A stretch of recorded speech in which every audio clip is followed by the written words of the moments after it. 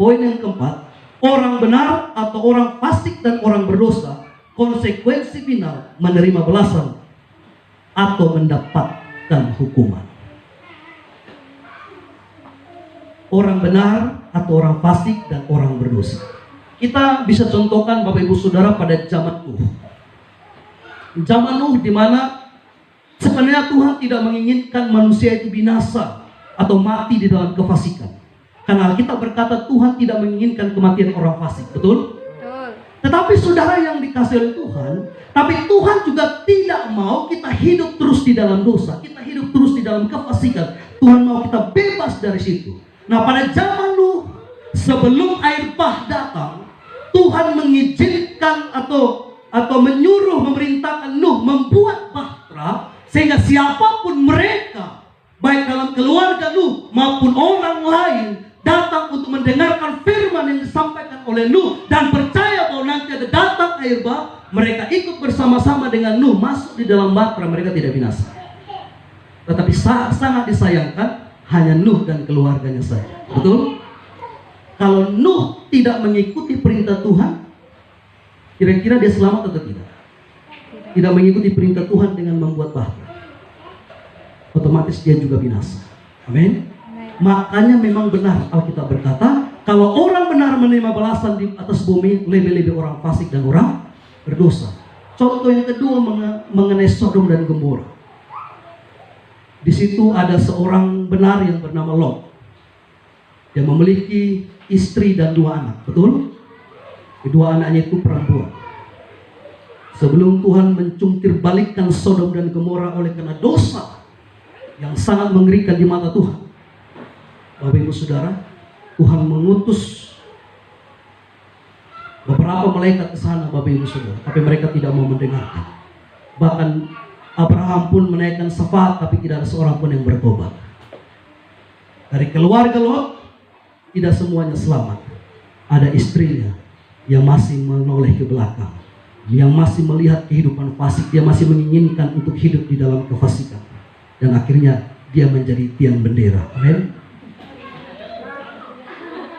Tiang bendera ada di ketiga sini. Oh, kalau tiang garam sudah ada di roti, tiang bendera ada di roti. Amin. Intinya sama-sama tiang. Tapi Pak Pendeta ini sudah mulai sesat ini. Alkitab tidak bilang istri Lot jadi tiang bendera, istri Lot jadi tiang garam. Yang mau jadi tiang bendera katakan amin. Yang mau jadi tiang garam katakan haleluya.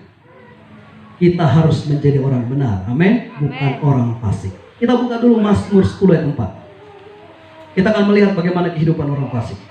Mazmur 10 ayat 4. Mazmur 10 ayat 4 dikatakan, kata orang fasik itu dengan batang hidungnya ke atas, Allah tidak akan menuntut, tidak ada Allah, itulah seluruh pikirannya. Ini kata batang hidung ke atas ini menyombongkan diri. Saya tidak tahu membayangkan bagaimana batang hidung kita ke atas. Haleluya. Iya, batang hidung kita ke bawah saja sudah setengah mati, apalagi ke atas. Itu kiasan mengenai orang-orang sombong, Bapak Ibu. Orang fasik ini orang sombong. Karena apa? Karena orang fasik ini dia kenal Tuhan, dia tahu firman Tuhan, tetapi dia tidak mau melakukannya. Itu orang fasik. Beda dengan orang berdosa. Orang berdosa itu tidak kenal Tuhan, dia tidak tahu firman. Akhirnya dia hidup terus di dalam dosa. Tapi orang fasik sebenarnya mereka kenal Tuhan, mereka tahu firman, tetapi sayang mereka tidak melakukannya. Saya berdoa supaya itu tidak ada pada kita. Amin. Katakan haleluya. Kalau orang benar saja hampir-hampir tidak diselamatkan, bagaimana dengan orang fasik dan orang berdosa? Karena apa Bapak Ibu? Karena Alkitab berkata di dalam Amsal tadi 11 ayat yang ke-31, orang benar dan orang fasik dan orang berdosa itu sama-sama menerima balasan. Betul atau tidak? Betul atau tidak? Makanya dikatakan orang benar hampir-hampir tidak diselamatkan, apalagi yang terjadi kepada orang-orang fasik dan orang-orang berdosa. Satu ayat firman Tuhan sebagai penutup, Mazmur 37 ayat 10.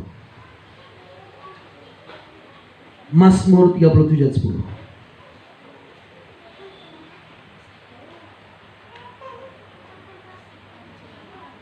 37 ayat 10 dikatakan, karena sedikit waktu lagi maka lenyaplah orang fasik. Jika engkau memperhatikan tempatnya, maka ia sudah tidak ada lagi. Sebenarnya dia ada, tetapi Alkitab berkata dia sudah tidak ada lagi.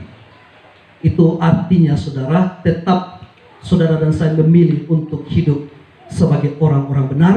Jangan kita terpengaruh dengan dunia dan kita hidup menjadi hidup dalam kefasikan, tetapi kita harus hidup dalam kebenaran. Amin.